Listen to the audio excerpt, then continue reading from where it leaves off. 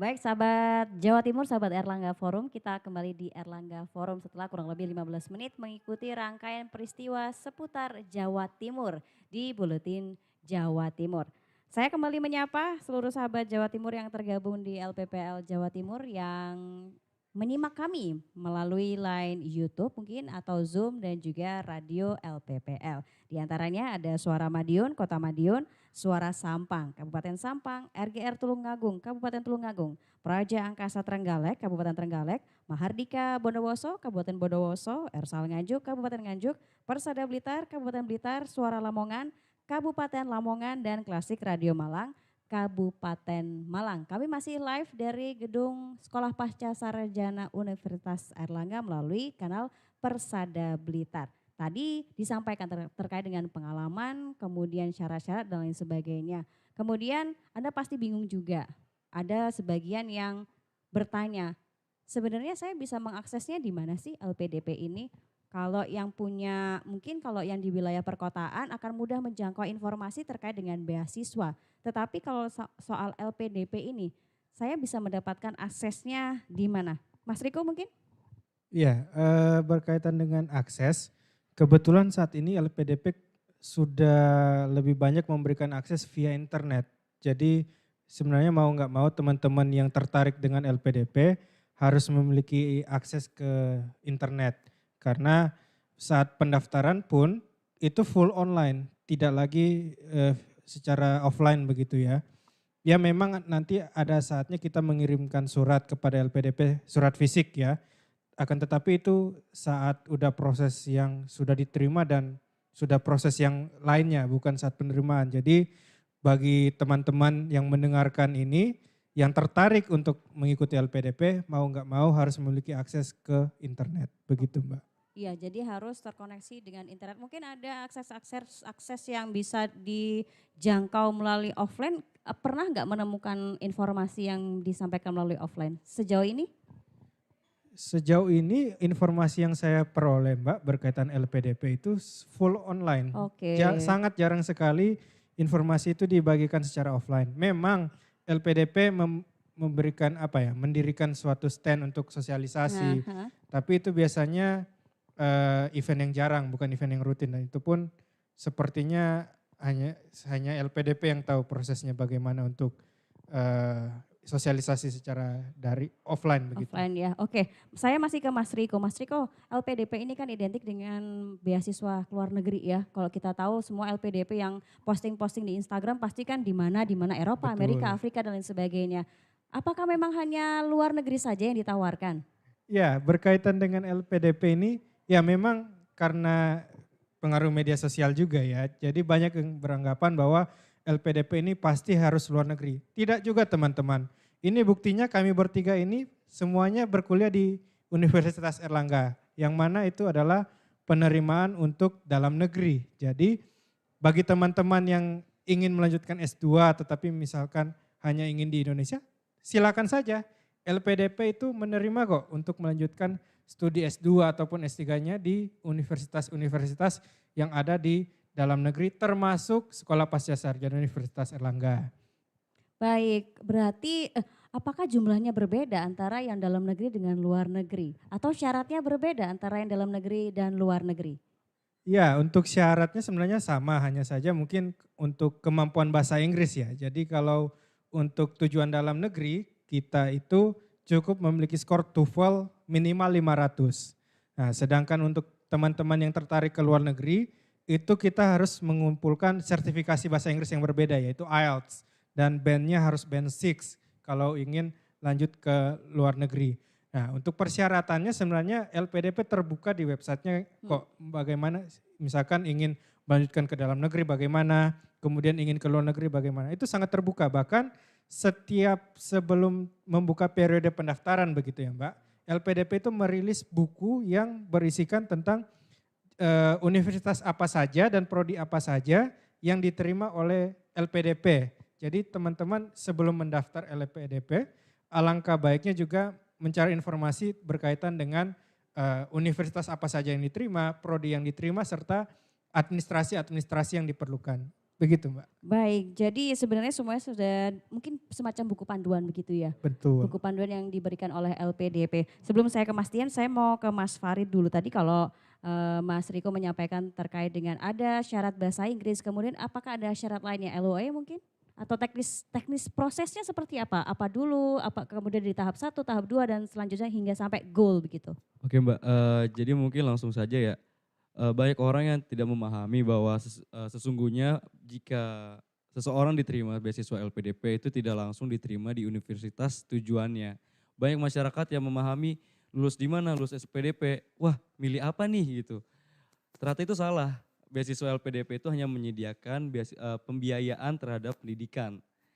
Tapi untuk tujuannya itu tetap dikembalikan kepada pendaftar. Sehingga apabila seseorang ingin mendapatkan beasiswa LPDP, dia juga harus lulus dari universitas tujuannya, baik di luar negeri maupun dalam negeri. Dan di situ nanti ada dua jalur, di mana diterima dulu di beasiswanya LPDP, lalu dikasih waktu dengan waktu tertentu untuk diterima di universitas tujuannya yang sudah dimasukkan saat pendaftaran LPDP. Atau diterima dulu di universitas tujuannya, lalu mendapatkan letter of acceptance, yaitu surat keterangan bahwa yang bersangkutan sudah diterima di universitas tujuan. Dan lalu baru mendaftar beasiswa LPDP. Sebagai background saya juga Mbak Isna, dulu saya mendaftar LPDP itu mendaftar Universitas Airlangga terlebih dahulu. Jadi saya mendaftar dulu di Universitas Airlangga untuk memastikan di mana saya bisa diterima di universitasnya. Kalau saya di LPDP dulu, belum tentu saya bisa diterima di universitas tujuan saya. Tapi saya terlalu berpikir efektif dan efisiennya seperti apa, lalu saya daftarlah Universitas Airlangga. Setelah saya diterima, saya mendapatkan letter of acceptance. Lalu saat pembukaan LPDP saya ajukan melalui jalur yang sudah diterima melalui LOA. Dan di situ ada fasilitas atau ketentuan tertentu terhadap calon mahasiswa yang sudah mendapatkan LOE ataupun belum. Kalau saya sih dulu mendapatkan passing grade, bisa dibilang passing grade terhadap tes akademik. Waktu zaman saya masih ada tes scholastic terhadap yang terima letter of acceptance. Tapi tadi sempat ngobrol juga sama Mas Tian sama Mas Enrico, katanya belum, sekarang udah nggak ada ya. Kalau udah terima LOA itu nggak ada tes akademik. Tapi waktu zaman saya ada. Di situ saya saat kebantu. Saat saya dapat LOA itu saya passing grade-nya itu jauh lebih rendah gitu loh. Bisa diterima. Terlebih lagi saya dari targeted group. Jadi buat rekan-rekan atau kawan-kawan yang ingin mendaftar beasiswa LPDP, bukan berarti dengan diterima beasiswa LPDP itu juga diterima di universitas tujuannya. Tapi di sini ada 2 kali pendaftaran, yaitu beasiswanya harus diterima dan tujuan universitasnya juga harus diterima, seperti itu. Oke, kalau berbicara soal tadi penerimaan, tahap pertama yang dilakukan adalah pendaftaran via online. Via online, administrasi ya, administrasi via online. Nanti diaplikasikan saja melalui website LPDP, nanti diisi biodata semuanya, registrasi, lalu nanti mengikuti tahap selanjutnya. Adapun nanti akan mengupload dokumen-dokumen yang diperlukan seperti foto, ijazah dan lain-lain. Termasuk tadi yang disebutkan oleh Mas Tian terhadap esai dan nanti ada CV juga seperti itu. Setelah pasti ada kualifikasi ya standar yang ditentukan terkait dengan administrasi. Setelah administrasi lolos, kemudian tahap selanjutnya adalah tahap Skoliostik atau akademik lah ya, lebih kita kenal seperti akademik. tes CPNS begitu kan? Iya, jadi kayak Oke. psikotes, akademik, seperti itu. Oh ya, kembali lagi Mbak Wisna, untuk administrasi itu mungkin ada perbedaan juga terhadap yang targeted group. Kalau pengalaman saya dulu di targeted group itu harus mendapatkan surat rekomendasi dari pimpinan Oke. setingkat eselon 2. Mm-mm. Saat itu saya meminta izin kepada kepala kantor. Itu bagian targeted group. Nah, untuk yang swasta itu biasanya untuk pimpinan perusahaan, mungkin direktur atau yang lainnya seperti itu. Jadi bagi rekan-rekan yang ingin mendaftar beasiswa LPDP juga harus memiliki surat rekomendasi atau surat izin dari pimpinan. Oke. Jangan sampai nanti setelah menerima beasiswa tersebut akan ada kendala terhadap pekerjaannya, seperti itu Mbak Isna. Baik. Tadi setelah administrasi sudah lolos, kemudian ada tahap tes. Setelah tahap tes lolos, tahap Akademik tadi, skoliostik. Setelah tahap itu lolos, ke wawancara, ke wawancara. Iya. Setelah wawancara lolos, pengumuman. pengumuman. Berarti sudah 3 tahap itu yang harus dilalui. Betul. Setelah pengumuman selesai ada seremonial kah, Mas Farid? Nanti seremonialnya mungkin setelah dapat beasiswa, pengumuman diterima beasiswa, nanti akan diajukan LOG, Oke. Letter of Guarantee, di mana nanti ada ketentuan-ketentuan terhadap ketentuan berapa lama dia menjalankan pendidikan, lalu beasiswanya juga. Nanti sebelum masuk atau menjalani studi akan mengikuti persiapan keberangkatan atau PK, Mm-mm. di mana nanti setiap awardee itu dikumpulkan dalam satu angkatan. Saat itu saya adalah persiapan keberangkatan PK 174 Pelita Aksara. Itu dari berbagai macam background, mulai dari targeted group, reguler, afirmasi, semuanya dikumpulkan jadi satu angkatan, di mana di situ digodok bersama. Mm-mm. Kalau dulu itu offline, kita bareng-bareng di satu tempat, kita nginep, kita pelatihan bareng, dikumpulkan satu momen bareng. Tapi semenjak kemarin karena COVID, kita online, jadi kita by Zoom. Itu Oke. mungkin jadi kelemahan juga bagi PK online dan PK offline. Kalau PK offline mungkin kita membaur dan lebih korsa, tapi PK online kita memikir secara baik bagaimana kita bisa mengimplementasikan tugas-tugas yang diberikan oleh pihak LPDP. Karena nanti saat persiapan keberangkatan ini ada tugas-tugas yang harus dipenuhi, seperti itu. Karena kita online nih jauh-jauhan, kita harus mikir otak nih seperti apa kita memanajemen angkatan. Ya. Untuk memenuhi tugas-tugasnya. Mungkin berbeda jauh sama yang offline yang ketemu langsung ketemu, kita ngobrol, kita diskusi, ketemu langsung kita lakukan. Tapi kalau online itu kita harus mikir keras dan harus ada usaha effort lebih. Oh, Mungkin seperti Mas Enrico sama Mas Tian juga ngerasakan yang sama yang online. Seperti itu Mbak. Mas Farid ini generasi offline ya? Iya, Kalau online, Mas Tian? saya online. Oh online? Online. Kalau Mas Tian? Online, kita semua generasi Oh online. generasi online Iya, semua betul. ini ya? Covid. Saya online pertama saya. Oh saya online pertama ya, tapi lolos ya. Ya ini mumpung masih online mungkin Anda berminat sahabat Jawa Timur. Karena masih online kan ya ini, Anda segera mendaftar, mencoba dulu. Nah, untuk mendaftar pasti Anda perlu tahu sebenarnya jenisnya seperti apa saja. Tadi memang sudah dijelaskan oleh Mas Tian, tapi secara detail mungkin perlu dijelaskan selain jenis-jenisnya. Nah yang paling penting adalah kapannya. Mungkin jenis-jenisnya dulu Mas Tian, bisa dijelaskan lebih detail yang membedakan jenis antara jenis 1 dan jenis kedua dan jenis ketiga itu apa? Oke, saya jelaskan dari saya sisi penerima ya. Jadi sebenarnya ini juga bisa rekan-rekan, teman-teman, Bapak Ibu akses lewat websitenya atau segala sosial medianya, ada Facebook, Twitter, IG dan semuanya sudah ada. Nah untuk jenis-jenis dari LPDP-nya ya, atau kalau bisa kita sebut jalur ya, itu ada 3 sebenarnya, 3 besar aja. Pertama targeted, kedua umum, dan ketiga afirmasi. Nah kalau kita teman-teman di sini ada saya, Mas Farid sama Mas Enrico.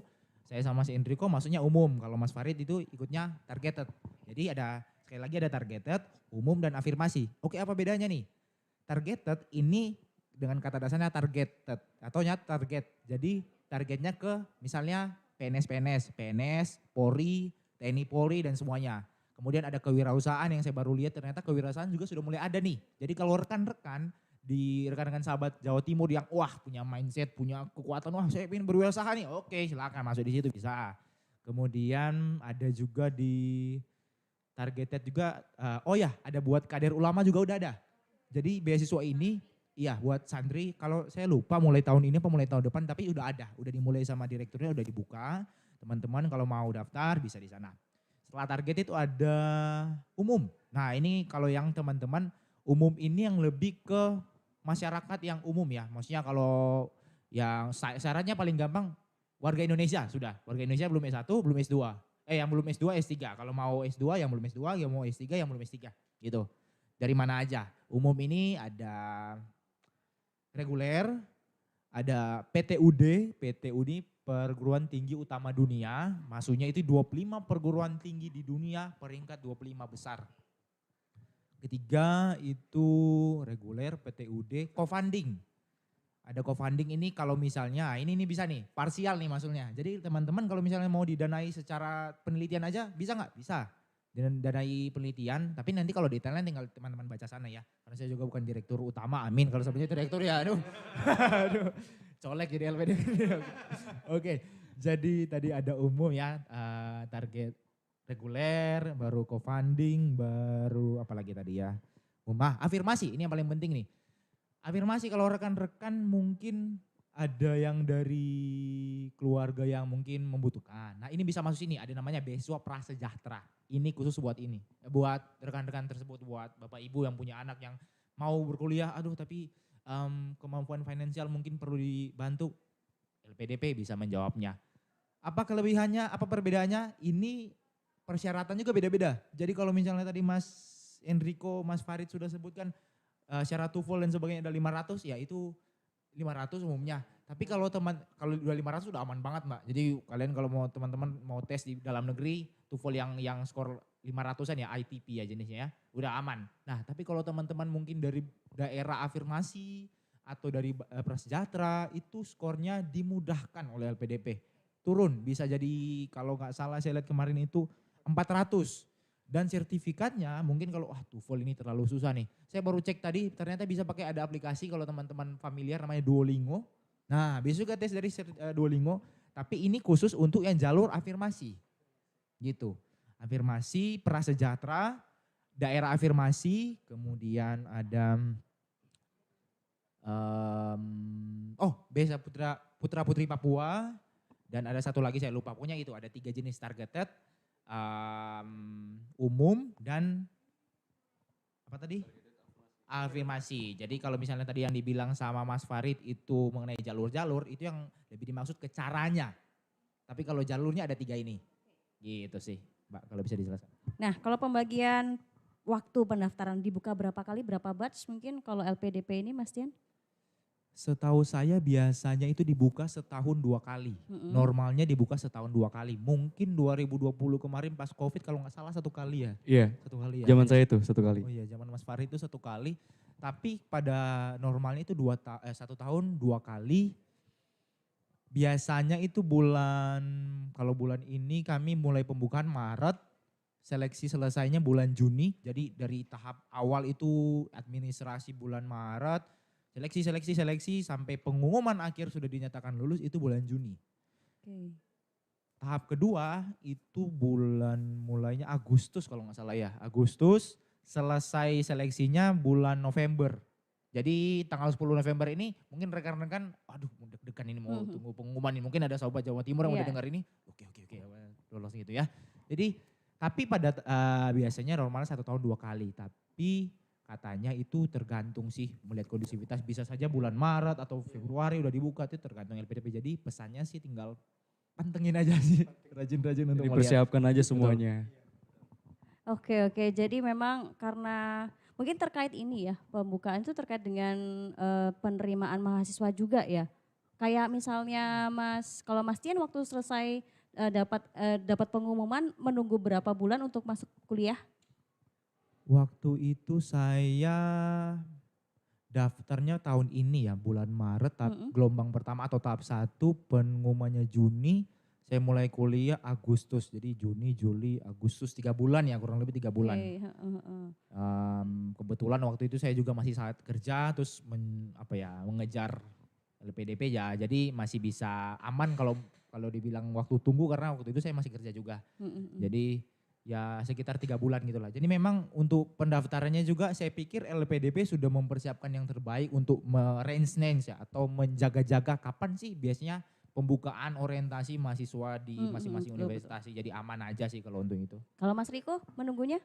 Kalau saya kebetulan lulusnya barengan sama Mas Tian bulan Juni. Hanya saja saya baru mendaftar ulang di UNER itu pada saat saya udah dinyatakan lulus. Jadi setelah berbagai proses, akhirnya saya paling cepat itu masuknya itu tahun depan, semester berikutnya. Jadi ya waktu tunggu saya sedikit lebih lama. Jadi mungkin saran saya buat teman-teman Jawa Timur yang mendengarkan siaran ini, alangkah baiknya juga mempertimbangkan antara waktu kelulusan dan juga waktu saat penerimaan di universitas tujuan masing-masing, supaya waktu tunggunya mungkin bisa seperti Mas Tian yang hanya 3 bulan, ataupun kalau punya waktu tunggu lebih lama ya bisa diperhitungkan lah apa-apa aja yang mungkin harus dipersiapkan atau lain sebagainya. Begitu. Kalau kayak kasus Mas Riko ini kan masih menunggu 6 bulan berarti ya, masih menunggu. Apakah sudah mendapat dana beasiswa selama menunggu ini? Ya, dikarenakan saya masih menunggu belum mahasiswa aktif jadi saya belum menerima dana Oke. dari LPDP. Jadi saya itu selama proses menunggu ini ya mengikuti proses PK. Kebetulan PK saya ini PK terakhir untuk tahun ini yaitu PK 196 Chanakya Dharma. Dan katanya sih saya ini adalah PK terakhir yang online. Jadi tahun depan PK-nya akan offline. Oke. Tapi ya itu masih menunggu lagi kabar dari LPDP. Baik, kalau Mas Farid waktu dapat sampai kuliah? Mungkin saya kebalikan dari Mas Enrico ya. Kalau Mas Enrico itu dia keterima dulu beasiswa ya, baru nunggu kuliahnya. Heeh. Kalau saya udah daftar dulu di Universitas Airlangga. Saya lulus diploma 4 itu bulan Desember. Bulan Desember saya lulus, pembukaan itu sekitar bulan Februari, Maret. Saya langsung daftar Universitas Airlangga. Karena memang saya niat banget ke Universitas Airlangga. Karena di pasca sarjana ini ada jurusan Magister Sains Hukum dan Pembangunan yang sejalan dengan background pekerjaan saya. Saya daftar, saat itu terima. Dan saya masih gambling saat itu, saat gambling apakah beasiswa LPDP akan dibuka atau tidak. Nah saat itu karena saya juga berkomitmen untuk lulus dengan beasiswa, saya mengajukan defer. Saya mengajukan LOE, dan alhamdulillah puji syukur sekitar bulan Juni atau Juli itu saat itu pembukaan, dan langsung saya mendaftar beasiswa LPDP melalui jalur targeted group yang sudah mendapatkan LOA. Seperti itu Mbak. Jadi saya malah nungguin beasiswa LPDP kapan dibuka, soalnya saat ini online. Kemarin-kemarin udah tutup gitu. Sempat ketar-ketir juga sih, tapi alhamdulillah puji syukur diterima gitu. Oke, rezeki nggak akan kemana ya. Betul. Kalau memang udah ditakdirkan, takdir ya begitu ya. Ini yang satunya memang sengaja menunggu, yang ini masih menunggu perkuliahan. Ini maga ya ini ya. 3 bulan ya lumayan tapi ya. Tapi selama 3 bulan itu juga terhitung tidak aktif ya, berarti tidak mendapat cairan beasiswanya ya? Betul, karena mulai pencairan beasiswanya dana itu ketika kita sudah mulai perkuliahan sih sebenarnya. Oke. Kebanyakannya gitu sih. Bisa saja kalau misalnya kita mau, kalau dari kota yang berbeda, kuliahnya di tempat berbeda, nanti minta dananya sebulan setelah udah sampai, biasanya sih gitu sih. Jadi Oke. mungkin kalau dikira-kira dananya kapan datang, sebulan sebelum perkuliah udah mulai sih, udah ada. Oke, baik. Kita ke pertanyaan. Ada beberapa pertanyaan yang sudah masuk ya melalui channel YouTube dan juga dari LPPL beberapa radio.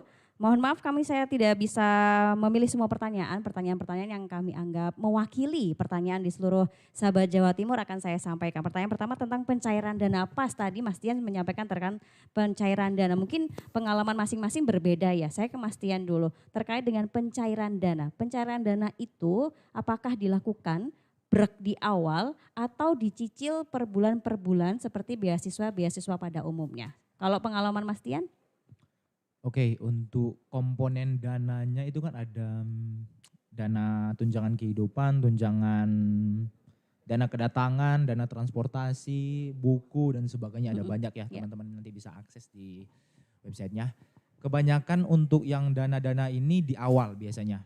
Misalnya tadi ada dana tunjangan buku itu kan hanya dikasih 1 kali dalam 1 tahun masa kuliahnya, itu juga ada skema-skema tersendiri. Tapi biasanya untuk pendanaan ini kita harus setelah dinyatakan lulus nanti ada step-stepnya aman sih, nanti diarahkan semua sama pihak LPDP, mereka akan hubungi lewat email, WA ataupun pesan ya kalau nggak salah waktu itu ya.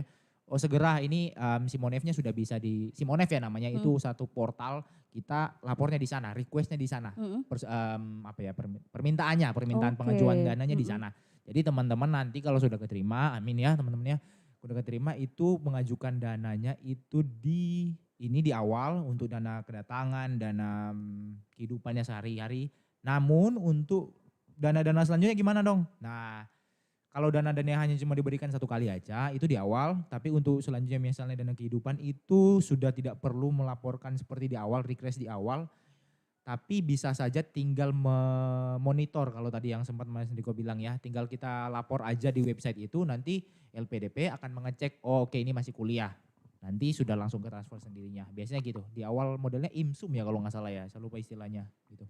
Oke, Mas Riko mungkin mau menambahkan? Iya, kebetulan karena saya belum mahasiswa aktif ya, jadi saya masih belum menerima pencairan dana. Hanya saja teman-teman untuk sekedar informasi, sebenarnya LPDP itu tidak mentransfer ke semua bank. Jadi hanya terdapat 2 pilihan saat di angkatan saya, yaitu salah satu bank BUMN dan salah satunya bank syariah. Jadi bagi teman-teman yang misalkan dinyatakan lolos juga harus memonitor apakah rekening pribadi yang dipegang oleh teman-teman ini banknya diterima LPDP atau tidak.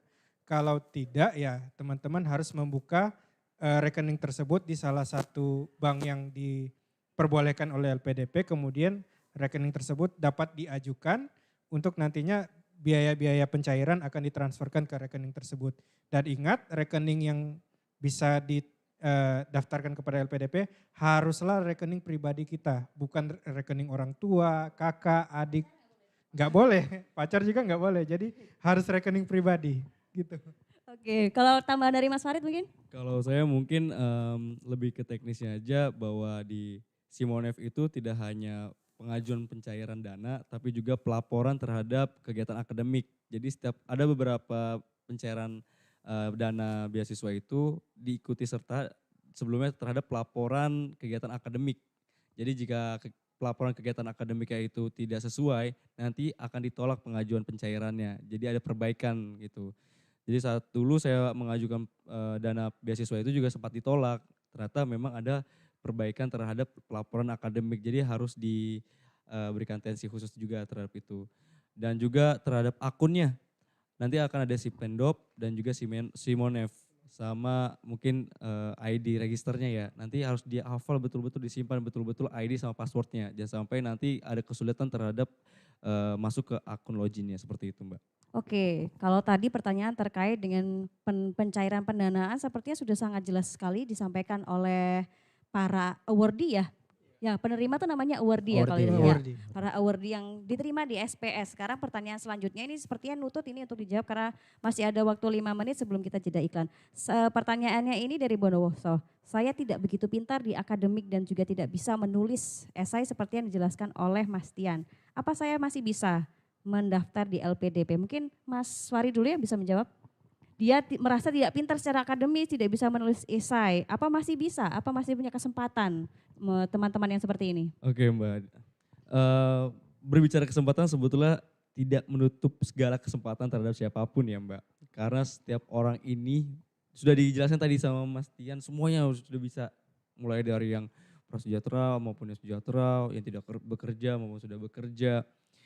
Jadi semuanya itu diberikan kesempatan yang sama, tinggal kemauannya aja gitu. Kalau misalkan kita merasa masih memiliki kekurangan atau kelemahan terhadap hal-hal tertentu, maka sebaiknya kita persiapkan dan diperbaiki. Misalkan dalam hal akademik, kita harus semakin getol belajar akademiknya seperti apa. Karena dulu saya juga seperti itu. Karena saya sudah lupa pelajaran matematika, bahasa Inggris, saya belajar lagi karena saya tahu kelemahan dan kekurangan saya di hal tersebut. Sampai saya mengikuti, saat itu saya bimbel juga, saya ikut bimbel matematika gitu, saking niatnya. Jadi kesempatan itu terbuka untuk siapa-siapa, tapi ya keinginan dan ikhtiar itu dikembalikan kepada masing-masing calon awardee atau pendaftar. Semakin kita banyak persiapan, semakin kita melengkapkan apa kekurangan dan kelemahan kita, ya insya Allah semuanya bisa sesuai dengan apa yang kita tuju. Seperti itu Mbak Isna. Ya, Mas Riko? Iya, kurang lebih saya sama ya pengalamannya dengan Mas Farid. Kalau saya mungkin akan spesifik ke esai. Karena memang esai ini seperti momok begitu ya untuk yang mendaftar beasiswa. Karena ini biasanya penilaian yang paling penting, jadi tidak bisa sembarangan menulis begitu ya. Jadi apa yang saya lakukan saat itu adalah saya memiliki teman sharing begitu dan juga mentor untuk membaca apakah esai saya ini sudah benar atau ada yang perlu saya perbaiki esai saya. Selain itu juga saya berlatih untuk menulis esai. Jadi esai yang saya kumpulkan itu bukanlah esai yang pertama kali saya tulis, tapi itu sudah saya tulis ulang lebih kurang 5 kali. Jadi ya memang mau nggak mau kita harus berlatih juga untuk itu. Oke, terima kasih Mas Riko. Mas Tian? Oke, kalau saya mau dorong teman-teman, rekan-rekan sahabat Jawa Timur kalau misalnya, wah ini terlalu prestisius nih, berat nih kalau nulis nih. Saya mau bilang bahwa kalau LPDP ini bisa buka dan 32.000 bisa lolos, berarti kamu juga bisa lolos gitu. Jadi esai, saya sharing pengalaman pribadi saya aja. Secara resmi saya nggak pernah bikin esai. Saya tidak pernah bikin esai. Ini pertama kali saya bikin esai, Mbak. Jadi ini pertama kali saya nulis tentang diri saya secara terstruktur, alasan, S2 kenapa, dikaitkan dengan negara. Waduh luar biasa, baru tulis pertama kali langsung tuliskan diri sendiri dan negara. Gimana tuh caranya ya? Anugerah berarti kalau gitu. Tapi nggak apa-apa, bisa. Teman-teman, rekan-rekan, Bapak Ibu, daftar aja, mulailah. Jadi ada banyak cara kok, kalau seperti saya juga masih pertama kali bikin esai, bisa. Ada banyak channel, ada banyak cara yang teman-teman bisa daftar, mempelajari mengenai esai-esai ini ya. Oh ya, ini perlu di notes juga, esai ini ada beberapa format-formatnya, ada juga tentang penilaian diri sendiri, ada juga tentang kontribusi, jadi tiap tahun beda-beda, tinggal dilihat aja. Tapi itu semua, terlepas dari itu semua, itu bisa dipelajari kok. Intinya itu bisa dipelajari di internet. Betul. Kalau saya pribadi saya belajar, langsung saya follow di IG itu loh, LPDP yang pokoknya beasiswa yang kasih, iya tips and trick ini, saya ikut di Discord, Telegram, semua daftar semua, pelajari cara-cara skemanya gimana, penulisannya gimana, tulis di situ. Kemudian kebetulan saya sama-sama Mas Enrico, saya punya juga mentor. Jadi saya minta tolong juga untuk di review, ini penting.